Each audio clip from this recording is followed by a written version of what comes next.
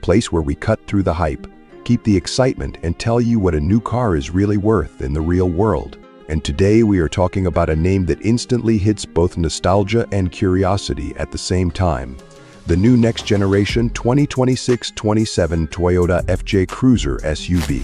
Now, one thing to get right from the start. Toyota has officially unveiled this vehicle as the Land Cruiser FJ with Japan launch planned around mid-2026. So yes, the spiritual FJ Cruiser comeback is real, but it is wearing a new Land Cruiser identity. And that is exactly why this SUV matters. This is not just another lifestyle crossover pretending to be adventurous. Toyota is positioning it as a compact, 5-seat, body-on-frame Land Cruiser with part-time 4WD-e, a 2.7-liter gasoline engine, a 6-speed automatic, and dimensions that keep it shorter and more maneuverable than the larger 250 series Land Cruiser. In prototype form, it measures 4,575 millimeters long, 1,555 millimeters wide, 1,960 millimeters wide, 108 millimeters wheelbase, and Toyota says the shorter wheelbase helps deliver a 5.5-meter minimum turning radius while preserving genuine off-road ability.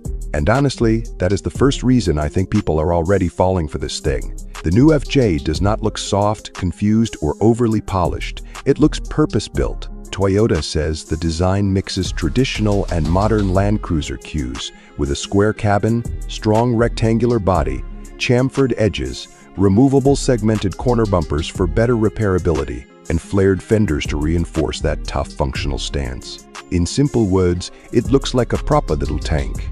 Something you would be proud to park in the city, but also something you would actually trust once the asphalt ends. Inside, this is where the new FJ becomes much easier to live with than the old-school off-roaders people remember. Toyota's official reveal talks about a horizontal instrument panel, controls laid out to reduce eye movement, good forward visibility through a low-set cowl, and a low belt line to help you read the terrain better off-road. The Thailand market vehicle page adds the more practical details buyers really care about.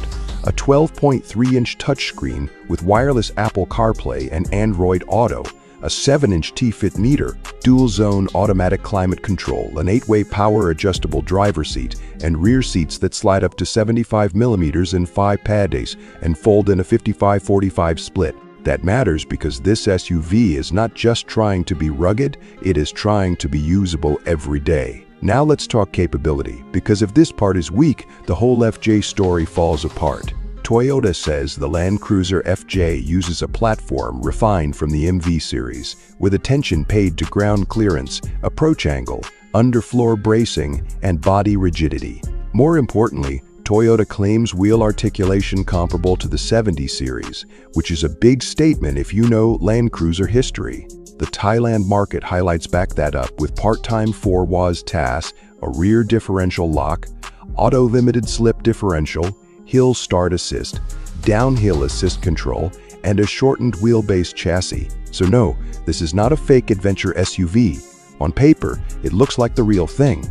Safety and driver assistance also look much stronger than people might expect from a compact body-on-frame off-roader. Toyota's global reveal confirms Toyota Safety Sense, including pre-collision safety functions. The Thailand market details go further, listing blind spot monitor, rear cross traffic alert, lane departure alert, all-speed dynamic radar cruise control, parking support brake, panoramic view monitor with off-road mode, adaptive high-beam system, and 7 airbags. That is a very important point, because one of the easiest ways to justify this SUV as a daily driver is when you can say yes, it still gives you the modern safety layer people now expect. Now the big question everybody asks first, price. In Thailand, Toyota is listing the Land Cruiser FJ 4WD 2.45 21.7 from $326,900.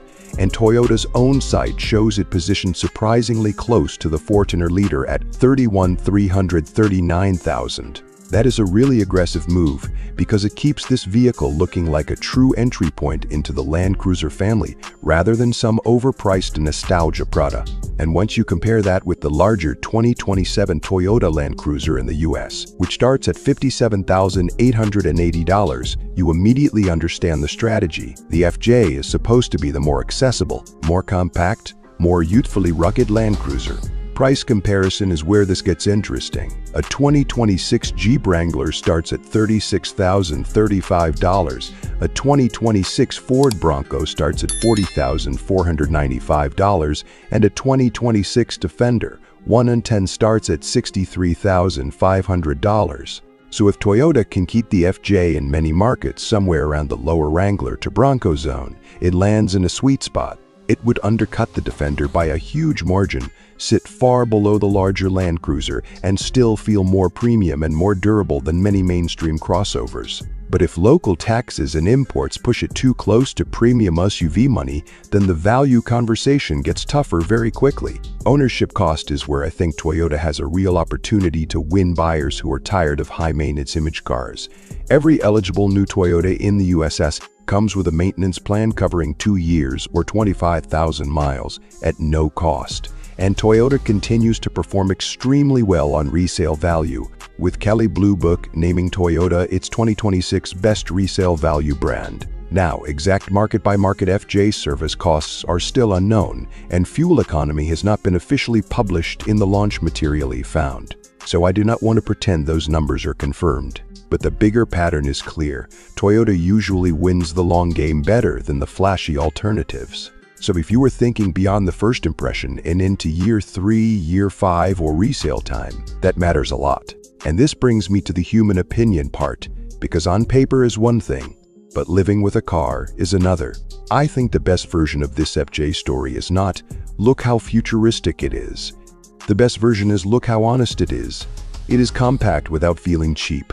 It is off-road focused without being stripped bare. It gives you the stance, toughness, spare wheel attitude, short wheelbase fun, and brand heritage that many people want.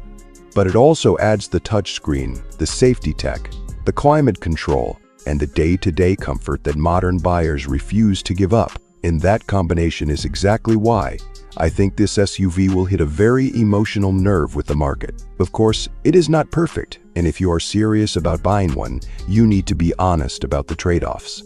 The pros are clear, strong identity, authentic body-on-frame construction, real 4-wall hardware, smart safety tech, useful cabin technology, sliding rear seats, and the kind of Toyota reputation that usually helps both confidence and resale.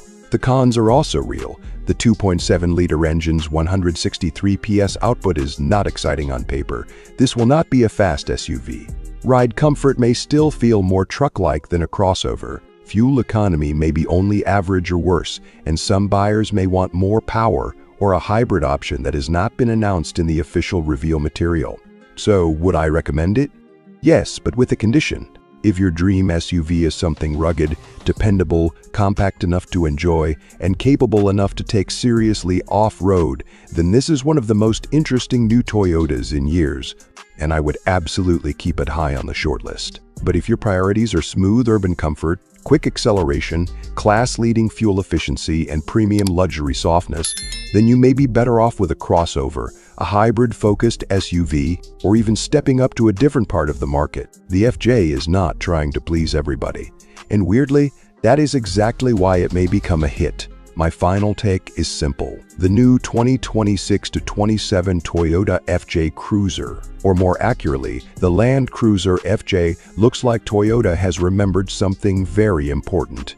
People do not always want the biggest SUV, the fastest SUV, or the most expensive SUV. Sometimes they want the one with character, the one that feels engineered for a reason, and the one that still feels cool 5 years later. If pricing stays sensible in your market, I would call this a buy for the right buyer. Not because it is perfect, but because it knows exactly what it wants to be.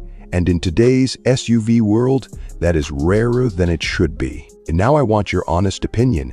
Would you take the new Toyota Land Cruiser FJ over the Wrangler, Bronco, or Defender? Drop your pick in the comments, subscribe to The Car Analyst, and I will see you in the next one. If you want this turned into a more viral version with stronger hook lines, pause points, and cinematic voiceover pacing, say, make it more viral.